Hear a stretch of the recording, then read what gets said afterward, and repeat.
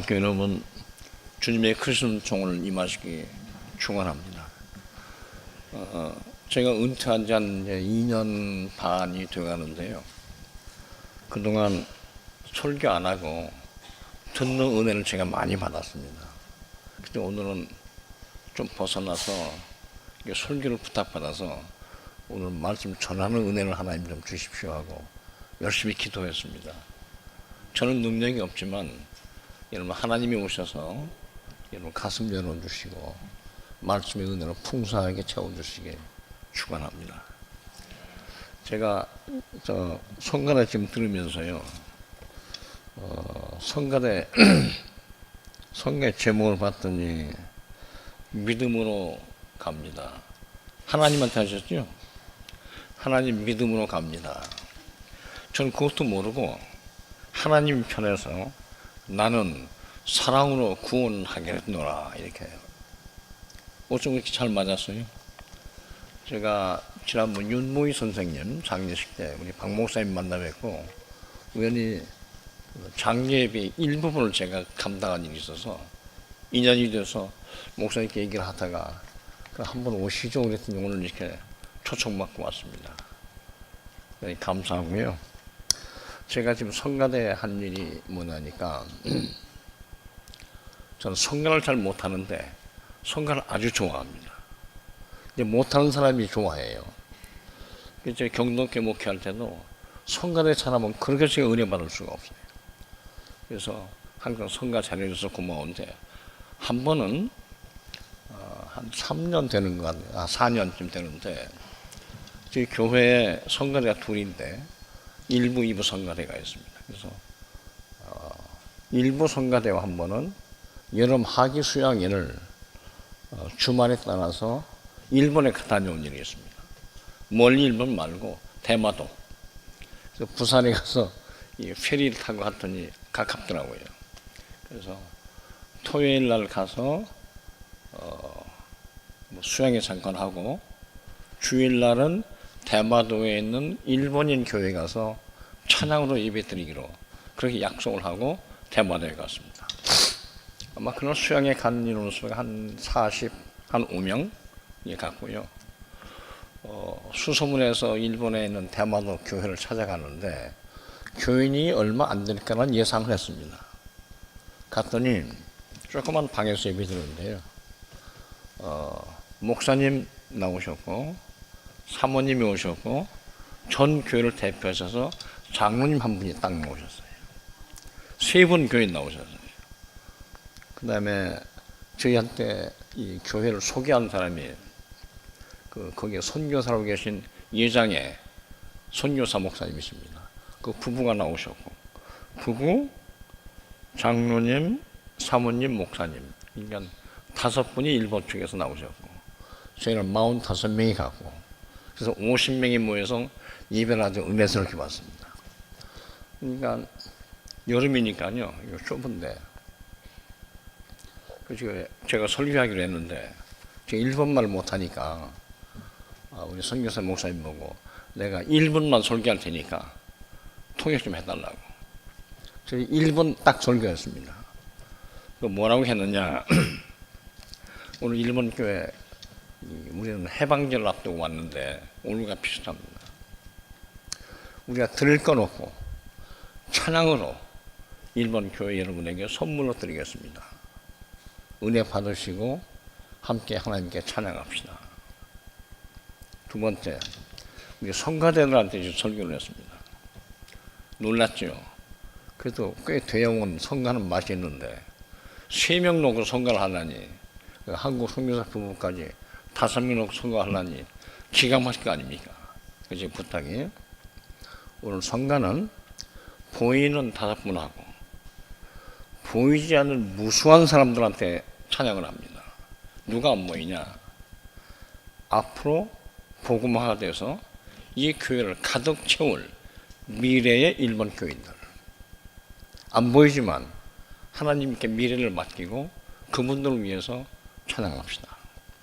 또 하나, 안 보이지만 항상 우리와 함께 계시는 하나님 앞에서 찬양합시다. 그게 이제 1분 설교에 답니다. 찬양이 시작이 됐어요. 찬양을 얼마쯤 준비해 갔냐면 한 10곡 준비했나요? 그럼 꽤 많이 시간이 흘러가야죠. 근데 이제 10곡 다 못했고요. 한 절반쯤 한 것 같은데, 그 찬양을 하는데 아주 열심히 하더라고요. 여름에 덥죠.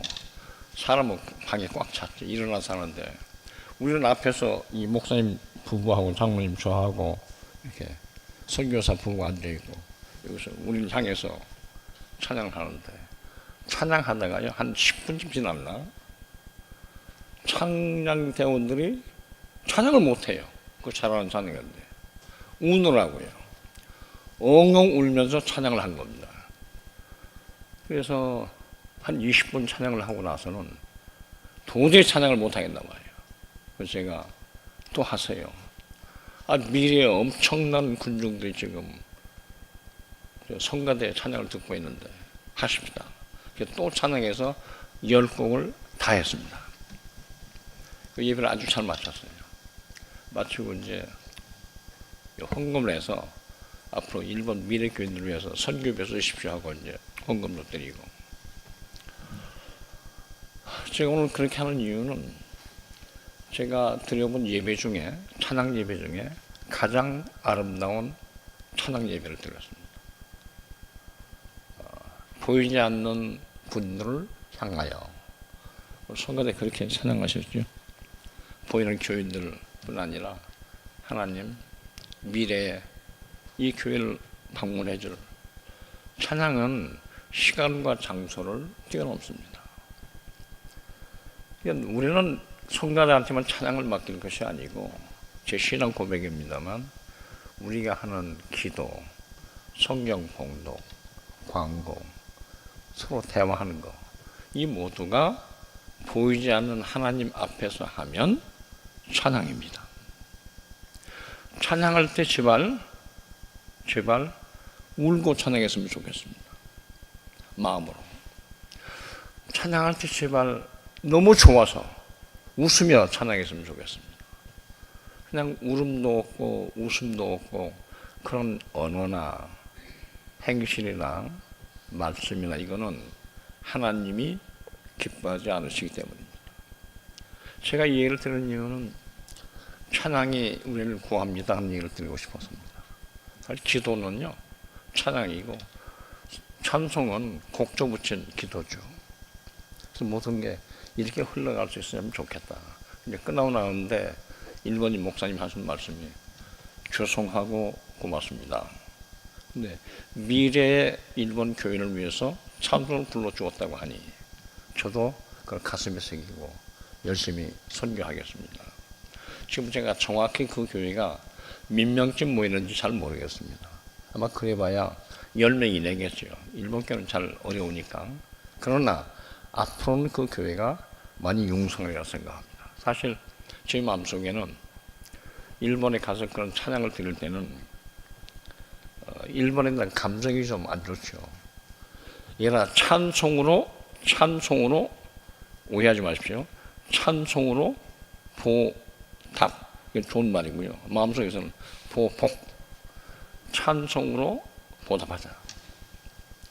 하나님, 일본과 우리 사이의 관계를 찬송할 테니 하나님의 은혜를 내리셔서 일본도 하나님의 은혜의 도가니로 변하게 해 주십시오. 오늘 우리 광복절 기념예배 비슷한데요. 저는 그 말씀을 여러분께 드리고 같이 은혜 받았으면 하는 마음입니다.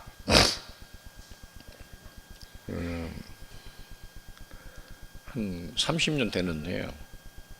그때 제가 이제 학교에서 가르치고 있을 때 기독자 교수회의를 일본 와세다 대학에서 했습니다. 한일 기독자 교수회의. 그러니까 한국 쪽 대표 한 사람으로 발제를 하게 되는데 이렇게 얘기를 했습니다. 젊을 때인데, 일본에는 기독자 교수 여러분, 한국 기독자 교수가 보기에 우리하고 당신하고 합해서 복받을 일이 하나 있습니다. 그건 뭐냐 하니까 8월 15일을 광복절을 일본과 우리가, 아니 기독자들이 모여서 함께 해방의 날로 지킬 수 없습니까? 이유를 이렇게 설명했습니다. 우리는 피해자니까 해방의 압제에서 해방받은 날, 당신들은 우리나라를 압박한 압제라는 제국주의의 압제로부터 해방받은 날, 당신 누르는 데서 다시 하지 말라고 해방시킨 날, 우리는 앞을 누르면서 해방된 날. 해방은 같은 해방인데 뜻이 다른데 두 가지가 다 해방합니다. 그렇게 지키면 좋겠습니다. 내내 강의를 잘 듣다가요, 그 말이 나오자마자 얼굴을 봤더니요, 얼굴이 얼마나 일그러졌는지 이렇게 느낌을 받았어요. 너 잘 나가다 왜 이렇게 마지막까지 삐뚤어져? 건방지게. 그러나 저는 그때 얘기를 끝나고 나서 공식적으로는 반응이 없었습니다만 대담을 통해서 네 말이 옳다. 옳긴 옳은데 이게 현실화 되려고 그러면 많은 시간이 필요할 것 같다. 무슨 시간이냐면 신앙의 깊이, 신앙의 넓이를 깊고 더 넓게 만들어야 될 것 같다. 저는 그 말을 지금도 지키고 있고 오늘 이렇게 나오면서 하나님 일본과 한국 사이에도 하나님이 사랑으로 가깝게 좀 해주십시오. 어차피 같이 살아야 되는데요. 하나님이 이런 말씀하셨습니다. 요한복음 3장 16절은 하나님이 세상을 너무도 사랑하셔서 자기 하나밖에 없는 아들을 내주셨습니다.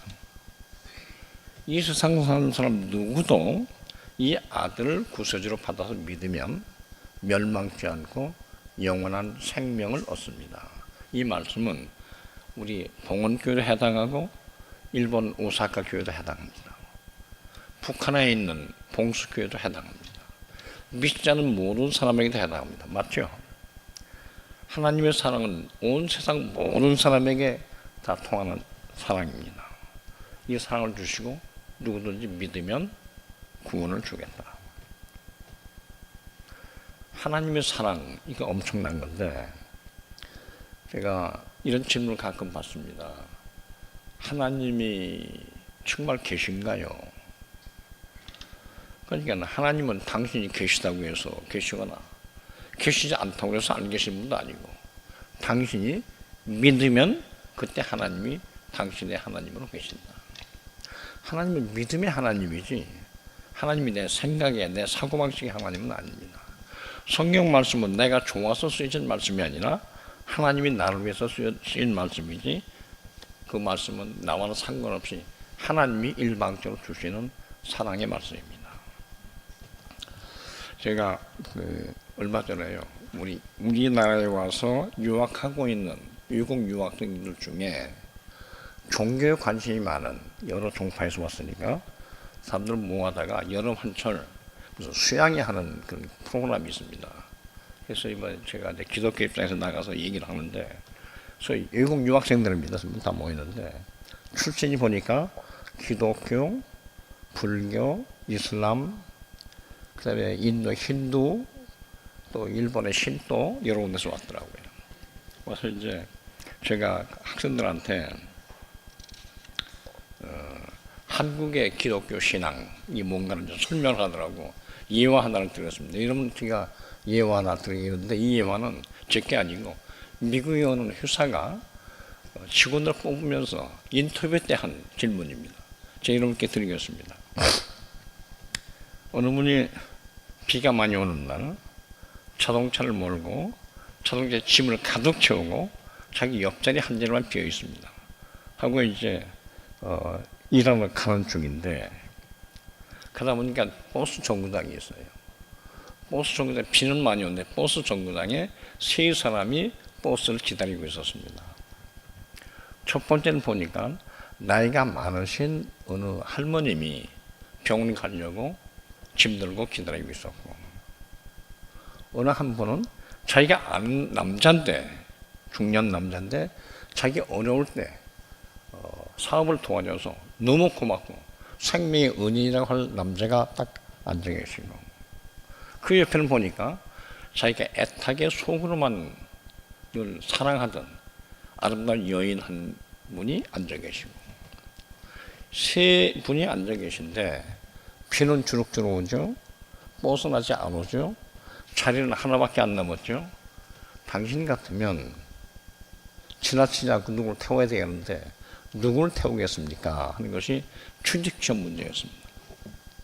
여러분 한번 취직한다고 생각하시고 자식들 취업한다고 생각하시고 어떻게 하시면 되겠습니까? 누군가는 태워야 돼요. 정답은 없는 것 같은데 이 효사는 아마 이 사람이 생각이 어떤가를 물었던 것 같습니다.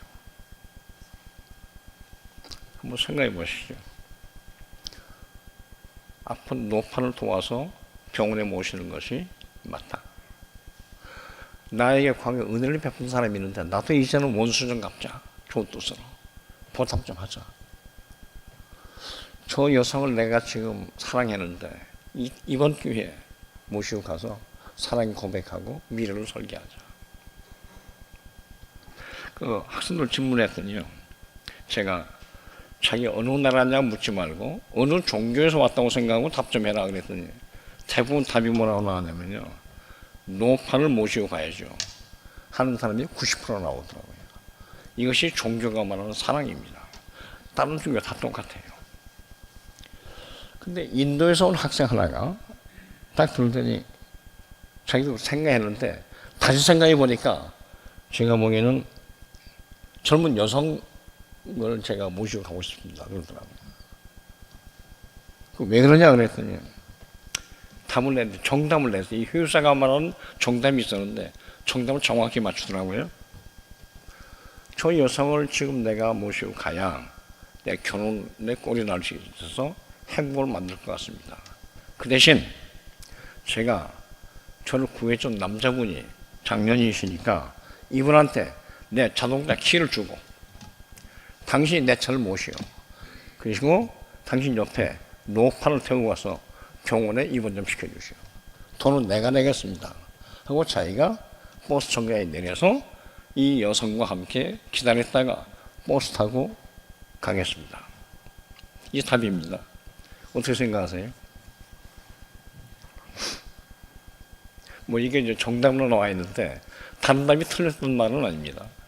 이렇게 하면 여성도 구하고 남자분도 구하고 우리 할머님도 구하고 다 구할 수 있습니다. 하나님이 오시면 어떻게 할 것 같습니까? 하나님의 사랑을 받은 여러분은 이런 게 어떻게 하면 좋을까? 그래서 알아서 판단하십시오. 제가 오늘 말씀 중요한 것은 이렇습니다. 하나님한테 도움을 많이 받은 이스라엘 백성이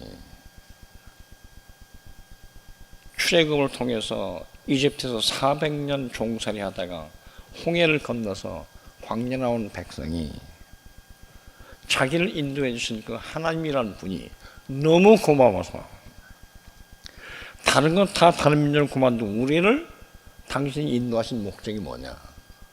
당신은 어떻게 생긴 사람이냐?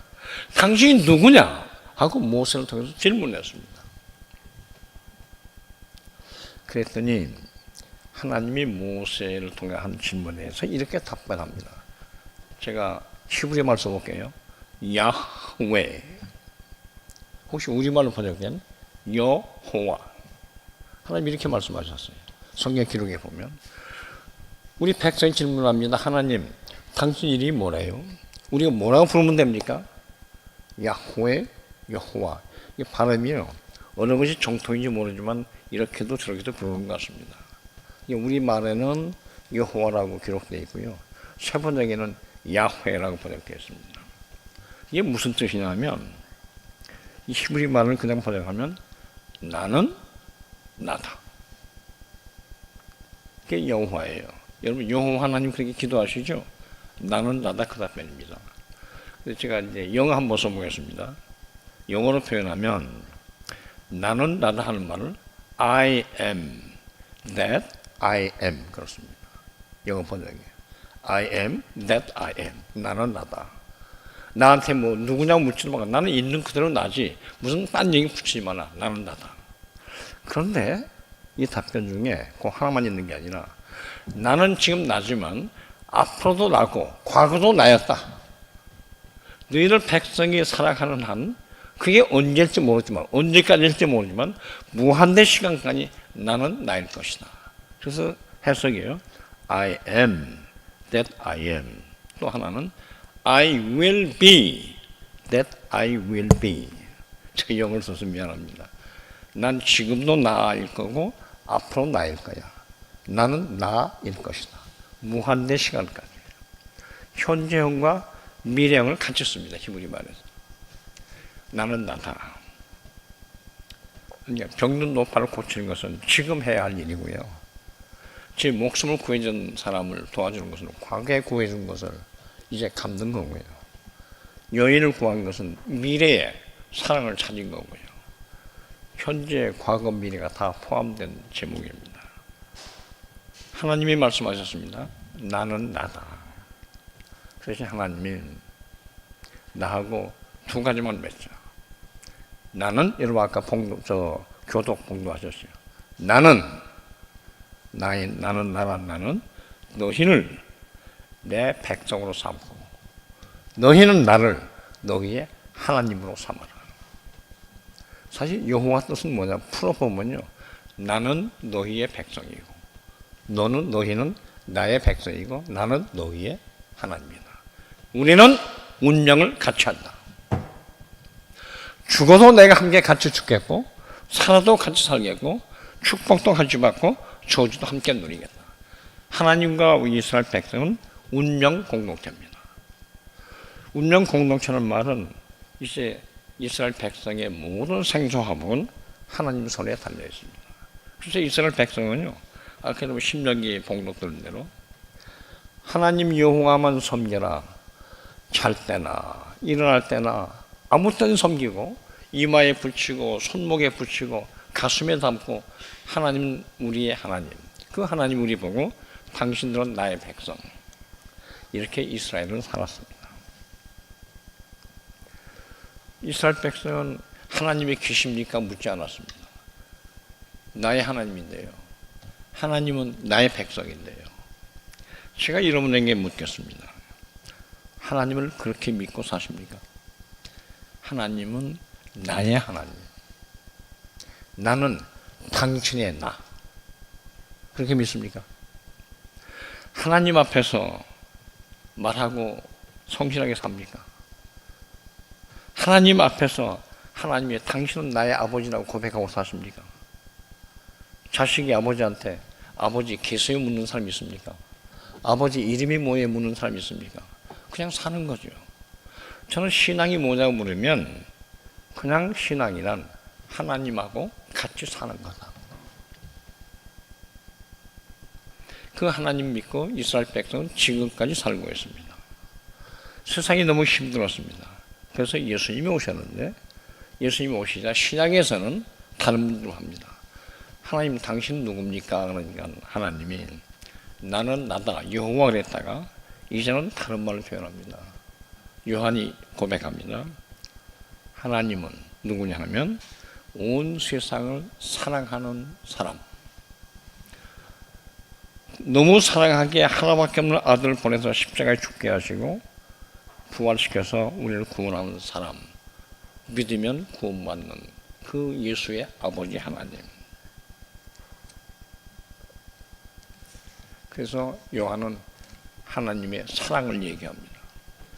하나님이 이름이 사랑이시지만 정확하게 하나님은 이름이 뭐냐 물으면 요한 1서 4장 8절에 보면요 이렇게 답해 있습니다. 하나님은 사랑이시니라. 제가 한번 신앙 고백을 여러분 강조하겠습니다. 하나님 믿는다고 하는 사람은 하나님의 사랑 안에서 살아야 믿는 사람입니다. 하나님이 무슨 귀신처럼 존재하는 게 아니고요. 하나님은 사랑이십니다. 사랑하며 살지 못하는데 하나님 어떻게 믿어요? 하나님의 사랑을 내가 느끼는지 않으면 어떻게 하나님 믿습니까? 아무리 좋아도 하나님의 사랑은 믿고 살아야 하나님의 사랑이고 하나님은 그만한 사랑이십니다. 하나님은 사랑이십니다. 뭘로 구원받나요? 예수 믿으면 구원받죠? 그건 아닙니다.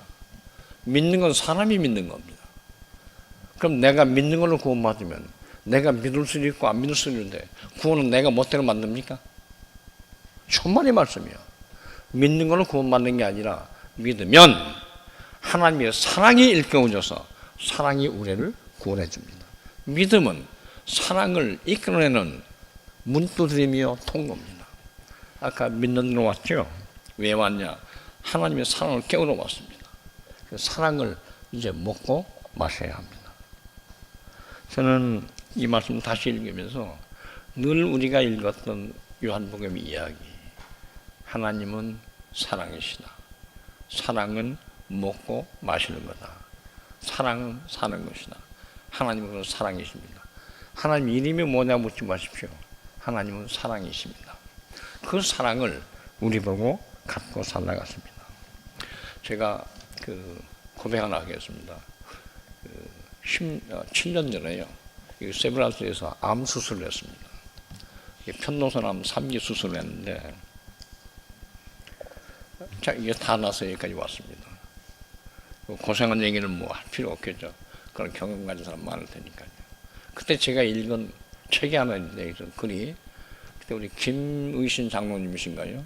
미국의 암 의사신 분이 조선일보에 한 면 인터뷰를 했더라고요. 그러면서 그게 저한테 남아 있습니다.